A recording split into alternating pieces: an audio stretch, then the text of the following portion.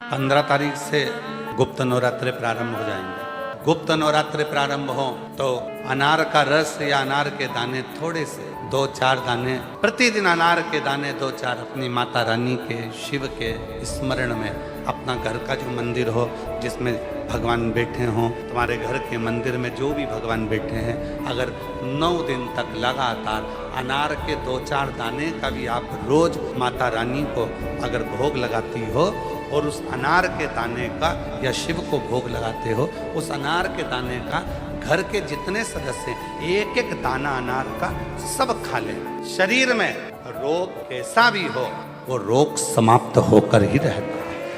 गुप्त नवरात्रे शिव और शक्ति की आराधना के नवरात्रे प्रारंभ हो। गुप्त नवरात्रे का मतलब होता है कि गोपनीय रूप से शिव की और शक्ति की आराधना करो, कहीं मत जाओ। तुम्हारा मन करे गुप्त नवरात्रे में 24 घंटे में से अगर 5 मिनट निकाल लो और 5 मिनट बैठकर कुछ मत करो, अपने हाथ में भी अगर एक गुप्त रुपया कोई सिक्का 1, 2, 5, 10 जो भी सिक्का तुम्हारे पास में हो, चांदी का हो या 1 रुपया का हो या सोने का हो या हीरे का हो, जो भी हो तुम्हारी मर्जी, या अपना ये रुपया आप लोग आरती में चढ़ाती हो, कोई सा भी 1 रुपया अपने हाथ में रखकर बेलपत्र के साथ अगर प्रतिदिन शिव के मंत्र का जाप करती हो और माँ आदिशक्ति के नाम का एक दीपक शिव के मंदिर में अगर लगा देती हो या देवी के मंदिर में शिव के नाम का दीपक लगा देती हो और वो रुपया वो बेलपत्र 9 दिन तक अपने हाथ में रोज रखना है, 5 मिनट रखो, 2 मिनट रखो और उस रुपए बेलपत्र को अपने पास रखो। 9वां दिन पूर्ण हो, बेलपत्र शिव को समर्पित कर दो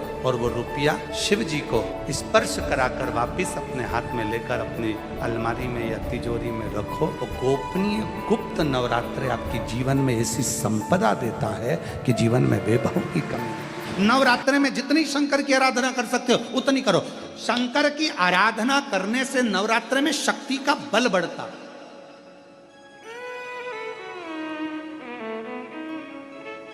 शक्ति का बल क्यों गुरुजी नवरात्र में शंकर जी की आराधना क्यों करना चाहिए? हमने कहा अगर माता रानी से जो मांगना है तुम्हें, अगर तुमने नवरात्रे में शिव जी की आराधना करिए, शंकर की कथा सुनिए, शंकर की आराधना करिए, शिव स्तुति करिए, शंकर को 1 लोटा जल चढ़ाया, माँ आदिशक्ति तुम्हारे पर कृपा करेगी। क्यों? क्योंकि जिस स्थान पर शिवलिंग रखा होता है और जो हस्त कमल है वो माँ पार्वती जगत जननी दुर्गा भवानी है। जब हम जल चढ़ाते हैं माँ आद्य शक्ति अम्बा जगदम्बा 64 योगिनियों पर वो जल चढ़ जाता है और जगत जननी नवरात्र में प्रसन्न हो जाती है। वो जल की इतनी महत्वता है। आद्य शक्ति को प्रसन्न करना है, नवरात्र में शिव जी को जल चढ़ाओ।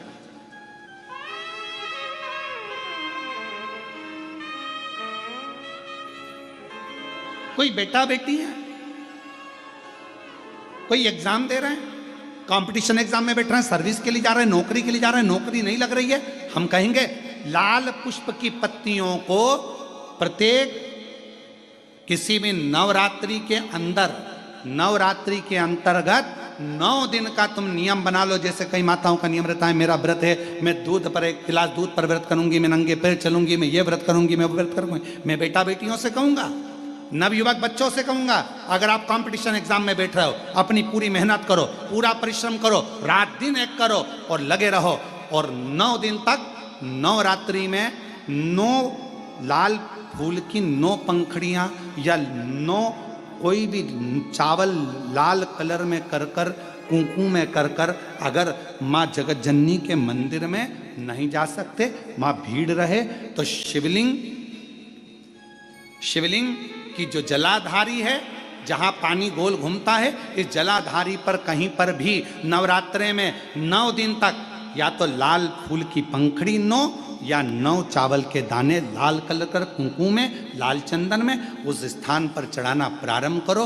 9 दिन के बाद तुम्हें 15 दिन और निकलेंगे, उसके बाद तुम्हें खुद लगेगा कि तुम्हारी जॉब, तुम्हारी नौकरी तुम्हारा बाबा ने लगाया है। शक्ति का बल, परिश्रम जरूर करना, मेहनत जरूर करना, रात दिन पढ़ाई एक साथ करना और अपने परिश्रम को नहीं छोड़ना। मेहनत जरूर करो पर साथ में ये प्रयोग भी करो नवरात्रि का।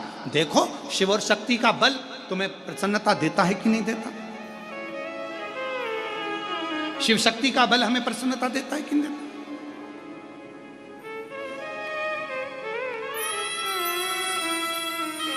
अब कई लोग ऐसे होते हैं, हम नवरात्रि आई है, माता रानी को भज रहे हैं, जगत जननी दुर्गा भवानी को भज रहे हैं, पर शिव जी के मंदिर तक नहीं जा रहे, समय नहीं मिल रहा मंदिर जाने का, क्योंकि माता जी के मंदिर जाते हैं, माता जी को प्रणाम। अरे उस शंकर को पहले भजो, सवेरे उठते से ही पहला एक लोटा जल शिव को, क्योंकि उसी के माँ जगत जननी हस्तकमल पर जल जाना जरूरी है, शंकर का चढ़ा, वो हमें फल प्रदान करे, सुख दे, आनंद का। और महादेव चैत्र नवरात्रे में, शरदीय नवरात्रे में, आषाढ़ी नवरात्रे में,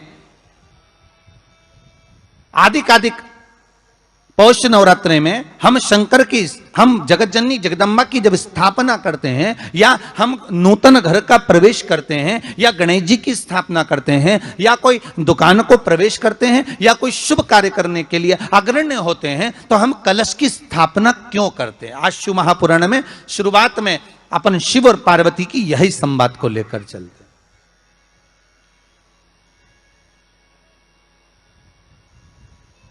आखिर कलश में ऐसा क्या है? कलश के अंदर आखिर ऐसा क्या विराजमान है कि 33 कोटि देवता उस कलश के अंदर आकर बैठ जाते हैं महाराज?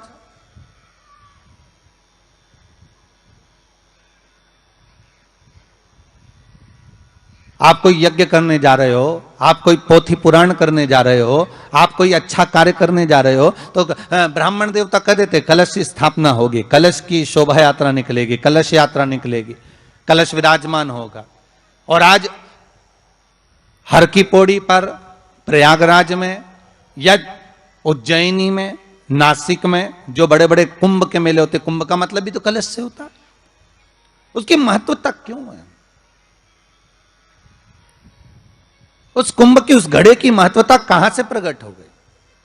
शिव महापुराण की कथा कहती है महाराज, भगवान ओघड़दानी शंकर स्वयं आद्य शक्ति जगदम्बा से कहते हैं कि जगदम्बा तू क्या चाहती है बोल। तो जगत जननी जगदम्बा कहती है कि जहां मैं हूं वहां शंकर है, ये आपने कह दिया, पर जहां शंकर है वहां पार्वती का होना जरूरी है। उसके लिए सिद्ध करने के लिए एक स्थान ऐसा बनाया जाए जहां पर शंकर विराजमान है और शंकर के साथ पार्वती विराजमान है। तो शिव जी ने कहा, पार्वती उसके लिए मैं तुझे एक सुंदर कलश का निर्माण कर देता हूं।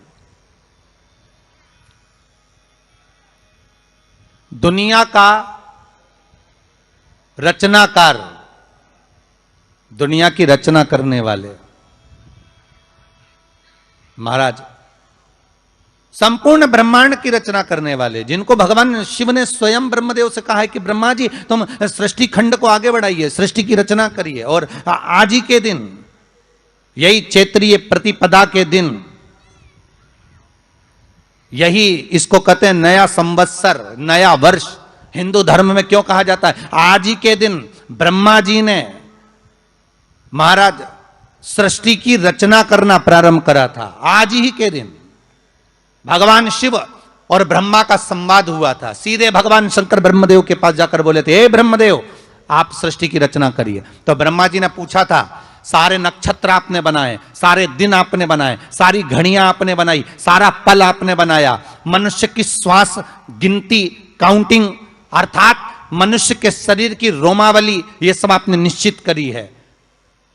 अब की बार तो नवरात्रे 10 दिन के हैं। आप सभी को बहुत बहुत बधाई हो। कहते हैं नवरात्रे जब बढ़कर आते हैं, 9 दिन से अगर 10वें दिन नवरात्रे बढ़ जाते हैं, नवरात्रे अगर एक दिन भी बढ़कर आते हैं, माँ जगत जननी की आराधना करने वाले, साधना करने वाले भक्तों को इतना फल नवरात्रे का प्राप्त होता है, वो 10 गुना फल नवरात्रे में प्राप्त होता है। और नवरात्रे में भी अगर आपकी कोई कामना है, आपकी अगर इच्छा है, आपका मन है, तो जगत जननी की आराधना करो।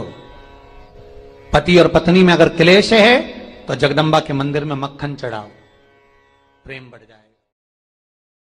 गुप्त नवरात्रि प्रारंभ हो तो अनार का रस या अनार के दाने थोड़े से 2-4 दाने प्रतिदिन, अनार के दाने 2-4 अपनी माता रानी के, शिव के स्मरण में अपना घर का जो मंदिर हो जिसमें भगवान बैठे हों, तुम्हारे घर के मंदिर में जो भी भगवान बैठे हैं, अगर 9 दिन तक लगातार अनार के 2-4 दाने का भी आप रोज माता रानी को अगर भोग लगाती हो और उस अनार के दाने का या शिव को भोग लगाते हो, उस अनार के दाने का घर के जितने सदस्य एक एक दाना अनार का सब खा लें, शरीर में रोग कैसा भी हो वो रोग समाप्त होकर ही रहता है। गुप्त नवरात्रे शिव और शक्ति की आराधना के हो।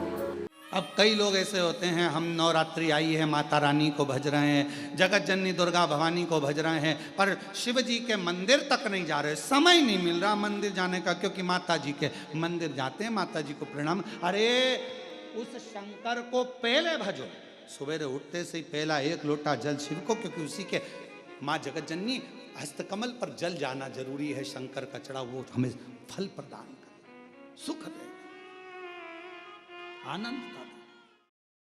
और कितनी महत्वता कलश की महाराज, जिनके घर में ज्यादा रोग हो, बीमारी हो, ज्यादा तकलीफें आ रही हो, कष्ट बढ़ रहा हो, बीमारियां बढ़ रही हो, या भय लग रहा हो, डर लग रहा हो, हृदय चित्त में कहीं ना कहीं आपको भय का भान हो रहा हो, तो 1 लोटा पानी एक कलश में जल भर कर रख लीजिए और रात भर उसको रखे रहने दो। नवरात्र चल रहा है, उस कलश को रात भर रखकर सुबह सुबह उस कलश में एक बेलपत्र डालकर उस जल को नीम के पेड़ के नीचे, जहां नवरात्रि में नीम के पेड़ के नीचे सारी विद्याएं, आदि शक्तियां, सारी देवी उस नीम के पेड़ के नीचे विराजमान रहती हैं। उस कलश में एक बेलपत्र डालकर रात भर रखकर उस जल को पूरे घर में घुमाकर उस नीम के पेड़ के नीचे समर्पित कर दीजिए महाराज। घर में भय लगना बंद हो जाएगा, कोई बड़ी बीमारी आपको घेरेगी नहीं और उस बीमारी से, उस रोग से आप मुक्त रहेंगे। देवी की आराधना का एक स्मरण का सुख है महाराज।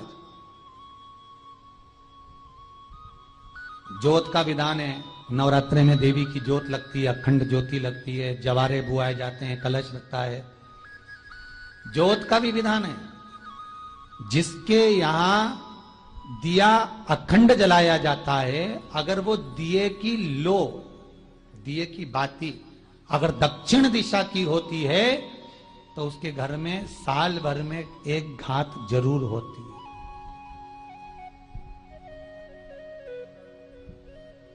जो दिया अखंड जलता है उसकी बाती का मुख दक्षिण का नहीं होना चाहिए। अगर आपने देवी भागवत का स्मरण कराओ, देवी भागवत को अगर सुना हो, तो देवी भागवत में स्पष्ट किया गया कि पूर्व की ओर मुख करा हुआ दिया, अर्थात पूर्व की ओर ज्योत जो जलाई जाती है वो संपदा की वृद्धि करती है। पश्चिम की ओर मुख कर कर जो ज्योत लगाई जाती है महाराज, वो वैभव को देती है। और उत्तर की ओर जो मुख कर कर ज्योत जलाई जाती है, उत्तर की ओर जो ज्योत का मुख रहता है वो आयु की वृद्धि करती है, घर में अकाल मौत को रोकती है।